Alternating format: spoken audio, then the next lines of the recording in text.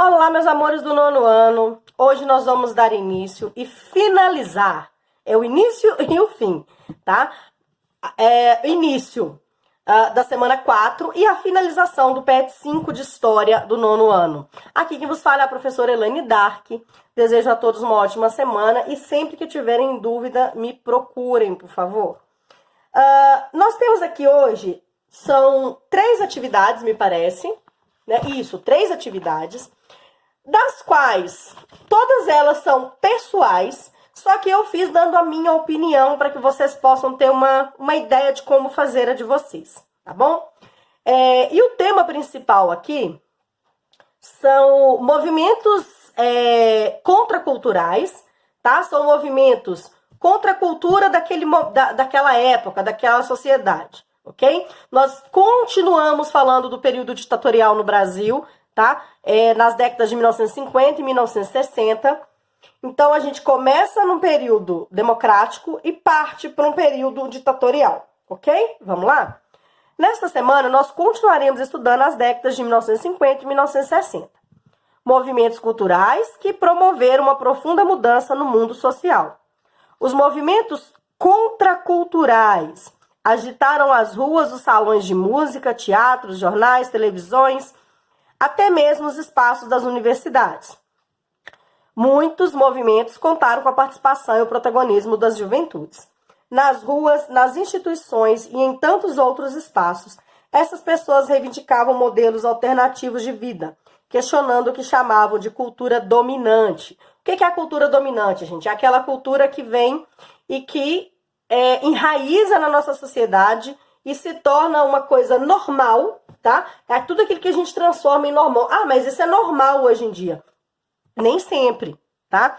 Porque aí vão surgir esses movimentos contraculturais, que é contra essa cultura de que tudo passa a ser normal, tá bom? Ah, é normal o preconceito, é normal o racismo, é normal a homofobia, é normal o feminicídio. Não, isso não é normal. Ah, mas isso acontece todo dia. Sim, pode acontecer todo dia, mas não é normal. Nós não podemos deixar que eles aconteçam, tá? Que eles continuem acontecendo. Aqui eu vou falar alguns movimentos da época, tá? Movimento hippie, juro que eu queria ter vivido nessa época para viver o movimento hippie. Movimento do rock and roll, movimento punk, movimentos feministas pela igualdade de gênero, movimento gay também, tá? Fazia parte do movimento feminista, que mais tarde vai se tornar, hoje, né, vai se chamar LGBT+, que também lutavam pela igualdade. Movimentos estudantis, movimentos negros e outros. Esses movimentos foram influenciando diversos países. Chamamos esses movimentos de movimentos sociais, já que são forma de ação coletiva que buscavam a transformação da realidade em que estavam inseridos. Ou seja, é mudar a sociedade em que a gente está, ou pelo menos mudar parte dessa sociedade. Atividade 1, começando. Pesquise sobre esses movimentos e descubra mais informações. Em seguida, escolha um deles. Agora, imagine que tem uma chance de voltar no tempo. Quem dera. Uau! Você teria a oportunidade de se encontrar com os participantes do movimento que você selecionou. O que diria a eles sobre os resultados dessas transformações? O que mudou? O que ainda continua parecido? Não se esqueça de consultar o material que você tem em sua casa, em especial o seu livro didático. Recomendo muito, viu, gente? Capítulo 10, ok? Confira sempre se a fonte de pesquisa em que você busca informações é confiável. Lembre-se, toda a utilização de trechos ou ideias que não são suas deve aparecer entre aspas e com a referência de onde a informação foi retirada. Esse aqui é um trabalho pessoal, tá? É uma resposta pessoal. E eu coloquei aqui algumas informações que eu peguei, tá bom?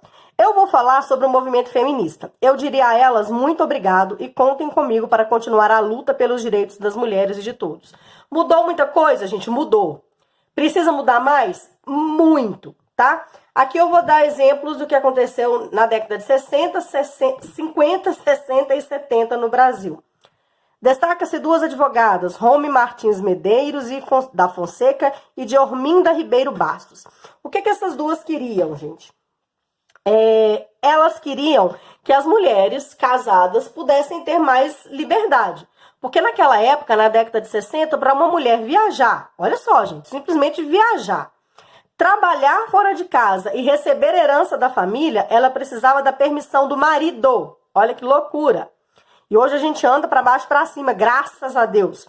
Mas só em 1962 é que essa vitória foi conseguida. Então demora mais ou menos uns 10 anos para que elas consigam fazer com que a tutela dos maridos, elas defendem o fim da tutela dos maridos sobre as mulheres, tá? Elas podiam agora, a partir de 62, viajar, trabalhar, receber herança e etc. Gente, é muito louco a gente imaginar isso, né?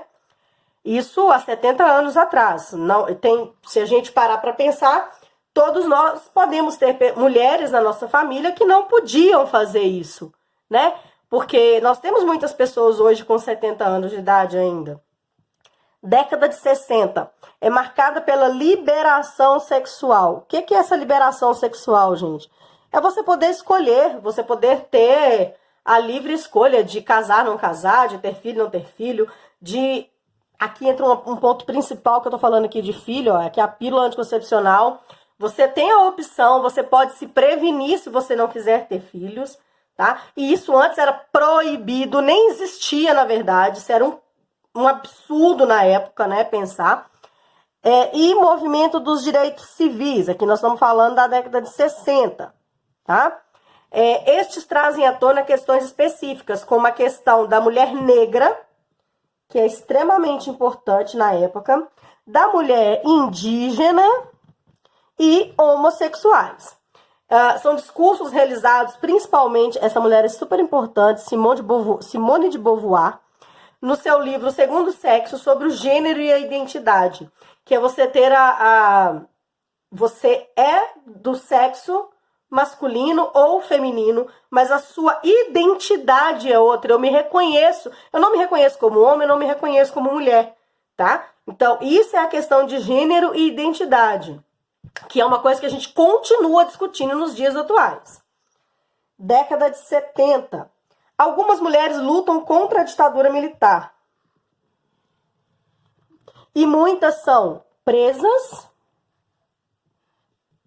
torturadas e exiladas. E mortas, tá? Tá faltando aqui o mortas. Muitas vão participar de guerrilha armada. A guerrilha do Araguaia é uma das mais famosas, tá? Durante a distensão promovida pelo general Geisel, que é o Emílio Garrastazu. Não, é o general Geisel, não é o Médici, não. Confundi aqui. Várias mulheres, entre as quais Terezinha Zerbini, criaram um movimento feminista pela anistia. Então, as primeiras pessoas, digamos assim, a defender um movimento pela anistia, né, o primeiro movimento feminino pela anistia, que é a liberdade dos presos políticos, foi feito por uma mulher, tá? E essa anistia só vai vir na década de 80, né, mais de 10 anos depois. Aqui nós temos um caso clássico, que é a Rosa Parks, nos Estados Unidos. Ela é de 1913, faleceu em 2005, então tem 15 anos que ela faleceu. E a Rosa Parks ficou conhecida nos Estados Unidos e no mundo inteiro, porque nos Estados Unidos havia um sistema de segregação racial, parecido com o apartheid da África do Sul, onde negros ficavam de um lado, brancos de outro. E nos ônibus, se tivesse cadeiras vazias, os negros podiam sentar. Porém, se um branco chegasse, o negro teria que levantar. E a Rosa Parks se recusou a levantar, porque, obviamente, ela estava cansada, tinha trabalhado o dia inteiro, e é óbvio que ela tinha direito, né, de ficar sentada. Ela pagou a passagem, então ela não estava fazendo nada de errado. Mas, para os Estados Unidos, isso era um crime absurdo, né, porque ela estava agindo contra a lei daquele momento. E aqui nós vamos falar também do Abdias Nascimento, que eu acho um cara importantíssimo no teatro experimental negro no Brasil, para o samba, para um monte de coisa. Porque o Abdias Nascimento, ele representou digamos assim, o negro da melhor forma possível. Ele estava presente em todos os setores da cultura brasileira, tá bom? Os movimentos negros lutaram longos anos por sua inserção no mundo da cultura. De que forma todas essas questões se relacionam com a questão dos direitos humanos no Brasil e no mundo? Sua resposta poderá levar em consideração sua leitura crítica do mundo social nos dias de hoje. Então, também é pessoal. Coloquei a minha. Uma das bandeiras defendidas pelos direitos humanos é a igualdade de direitos entre os seres humanos, tá? A cor da pele só identifica a nossa diversidade e nunca a superioridade. Não quer dizer que você é branco, preto, amarelo, seja lá qual for a sua etnia, você não é mais importante que o outro. Ou inferioridade de alguém ou algum grupo. A luta contra o preconceito e o racismo é o papel de todos e não apenas de uma parcela da sociedade. Quem tem que lutar contra o preconceito, gente, não é só o negro, não é só o homossexual, não é só o indígena, não é só a mulher, é todo mundo, tá? Porque somos todos iguais. Pois todos nós nascemos livres e gozando dos mesmos direitos e deveres. Atividade 3. A atividade 3, gente, é uma biografia. Então, vamos lá. No caso aqui, é a sua biografia. Tá? Eu coloquei aqui pessoal bem grande. As biografias são muito importantes para a produção do conhecimento histórico. Perceber a ação das pessoas no tempo e no espaço. Ou seja, biografia é contar a minha história. Cada um contar a sua história. Tá?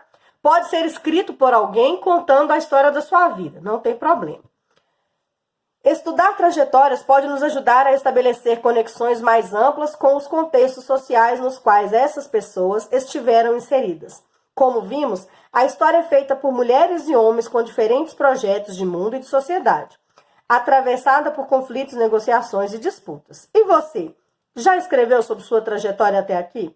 Quantos desafios foram enfrentados individualmente e em sociedade nesse percurso? Já pensou sobre o longo caminho que garantiu que você pudesse frequentar uma escola pública de qualidade? Porque não é fácil, viu, gente? Não existia escola pública antigamente, não, tá? As escolas eram pagas, quem podia frequentar eram apenas os filhos dos ricos, tá? Então, não é... Ter uma escola pública hoje é uma dádiva, tá? Nesses tempos de pandemia, nos colocamos mais uma vez a repensar nosso percurso, avaliar nossas escolhas e decidir qual mundo queremos. Um mundo mais diverso, plural, no qual todos possam viver com dignidade e direitos iguais, como garante nossa Constituição e a Declaração dos Direitos Humanos. É hora de relembrar e registrar seu percurso. História se faz assim, com escrita, reflexão, registro e partilha. Quais fatos mais te marcaram ao longo desse período? Em sua concepção, quais desafios ainda enfrentamos em nossa sociedade que precisam ser superados? Gente, essa é uma resposta pessoal. Eu queria que vocês fizessem ou um videozinho pequeno, ou que vocês escrevessem um texto respondendo essas perguntas aí, mas em forma de texto. O que eu fiz durante a pandemia? Como que está a minha mente agora durante essa pandemia? O que mudou na vida de vocês? O que não mudou? Qual que é a concepção de sociedade que você tem, tá? É um texto extremamente pessoal, não é um texto que você pode copiar de ninguém, porque é para mostrar a sua visão de mundo. E eu queria receber esses textos ou os vídeos de vocês, ok? Beijos, fiquem com Deus. Quem fizer o texto e permitir que eu publique, gente, eu vou mandar para vocês o nome, uma ficha para que vocês possam preencher e falar, olha, pode postar, pode publicar, porque eu queria saber como que foi a vida de vocês durante a pandemia, como que está sendo a vida de vocês, até mesmo relacionado aos estudos, ok? Abraços, fiquem com Deus, se cuidem, até a próxima. Encerramos aqui o PET 5 semana 4.